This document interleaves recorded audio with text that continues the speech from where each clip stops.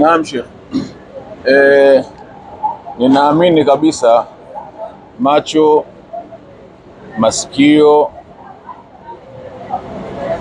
mawazo ya wana Shamsul Maarif Al-Islamia yako huku, kwamba mudiri yuko Hija na pengine wangetaka kusikia jambo lolote kutoka kwako, wasia, dua na kadhalika, lakini bila kusahau kuiombea hadhara yetu kubwa ambayo tumeirithi kutoka wazee na wazee, hasa kwa mwenyewe Sheikh Muhammad Abubakar Al-Burhani, muasisi wa Shamsul Maarif Al-Kubra Al-Islamia, nawe ukiwa ndiye mrithi wake katika nafasi ya mudiri baada ya Mwenyezi Mungu kumukhtari shekhe wetu.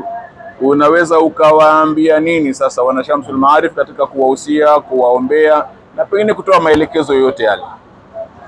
Naam, ni kweli si wana Shamsul Maarif bali ndugu zangu Waislamu wengi ambao tunafahamiana. Ndio. Sababu alhamdulillah na marafiki wengi, najua wote waliofahamu kwamba niko katika viwanja hivi wana hamu ya kusikia kuna jambo gani naweza kuwaambia.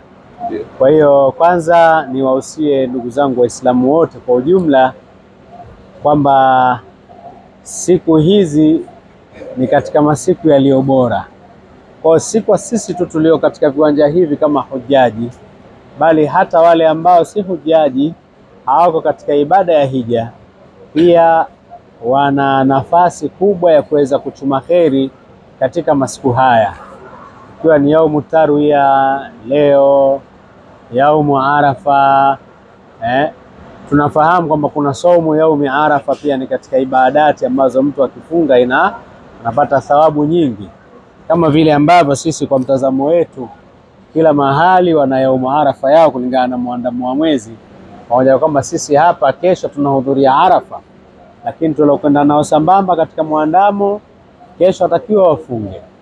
Na kama kule kwetu Tanzania wamechelewa kuona mwezi kwa siku moja, basi nao watakiwa wafunge kesho kutwa saumu yaumi arafa. Pamoja na hivyo lakini na kufunga siku ya 8 pia ulama wamesema ni vizuri mtu akafunga na siku ya 8, tena hasa katika mwezi kama huu ambapo inawezekana kabisa kwamba mwezi uliandama hawakuuona watu.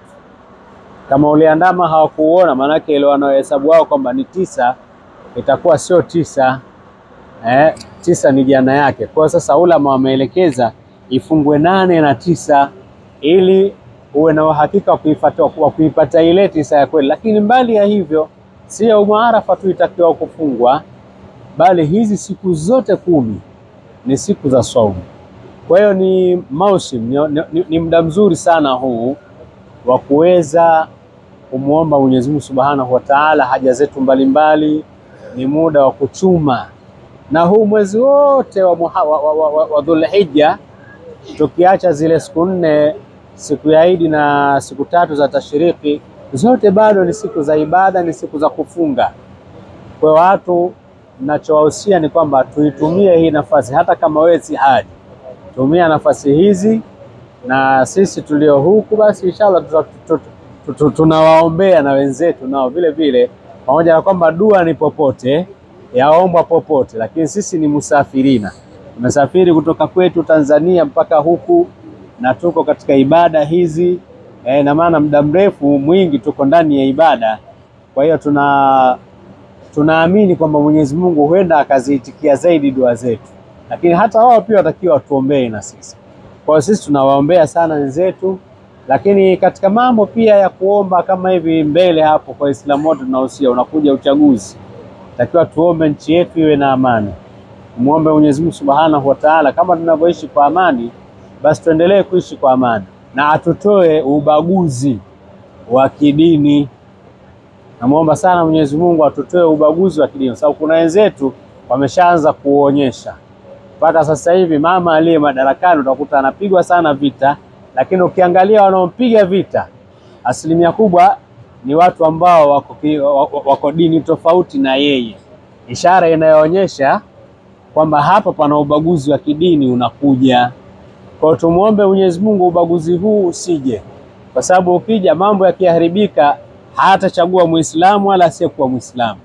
Hawa wanaoleta ubaguzi hawa Ni sawasawa na mtu ambaye yuko ndani ya nyumba alafu anaipiga mchi ile nyumba, sijui ikianguka kama yeye ataweza kusalia. Ndugu zangu wote, tumuombe Mwenyezi Mungu amani hii idumu, na huyu mdudu huyu wa kuleta nani udini katika mambo ya kisiasa basi awekwe kando. Jingine kwa ndugu zangu wa Shamsul Maarifi, kama Sheikh alivyosema, mbele yetu tuna jambo letu hili la kila mwaka, nalo tuliombee kwa Mwenyezi Mungu Subhanahu wa Ta'ala, kama ambavyo linakwenda vizuri siku zote basi liende vizuri zaidi. Na jambo lile tunafahamu kwamba kila mwaka linazidi kupanuka, basi kupanuka kwake kule na kukua kwake kule izidi kheri, isije ikafikia mahali likawa ni shari kwetu. Inshallah Mwenyezi Mungu atupe taufiki na azidi kutuongoza tuweze kumwabudu na kumuomba sana. Lakini kwa kama ulivyosema katika maeneo haya Shekhe, dua inakubaliwa.